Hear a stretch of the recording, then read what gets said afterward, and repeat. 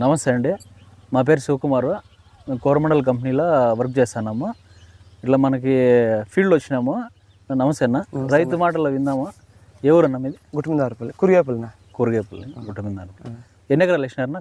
3 ఎకరాలు ఉంటుంది. 3 ఎకరాల?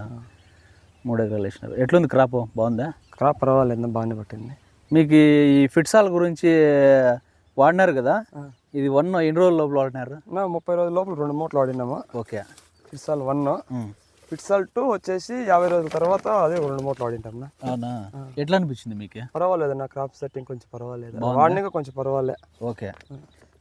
దీంట్లో వచ్చేసి మనకు చూడండి, అన్న చెప్తాన్నాడు కదా వాడినారు. చూడండి పక్కా మీకు దీంతో పాటు చూపిస్తున్నాము.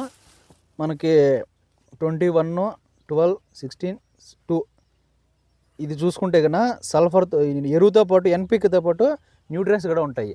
ఇది ఏ పంట అయినా సరే, టమోటా అయినా, కర్బూజ అయినా, మస్క్ మిల్లన్ అయినా, దోస అయినా, దేంట్లో అయినా సరే ఇది సొల్నేసి.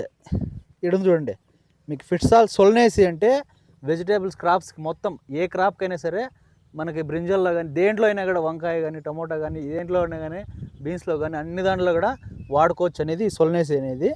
ఇంకోటి ఏమంటే, ఈ కర్బూజ నాటిన 40 రోజుల లోపల 1 వాడినాడు అన్న. తర్వాత వచ్చేసి 2 కూడా వాడినాడు. మీకు 2 కూడా వాడినాక ఎట్లా అనిపించింది అన్న? 2 వాడినాక కానీ క్రాప్ సెట్టింగ్ బాగా అయింది. బాగా అయిందా? అవునా? మిగతా రైతులు కూడా వాడుకోవచ్చా? వాడుకోవచ్చు, 100% వాడుకోవచ్చు. 100% వాడుకోవచ్చు. థ్యాంక్ యూ అన్న.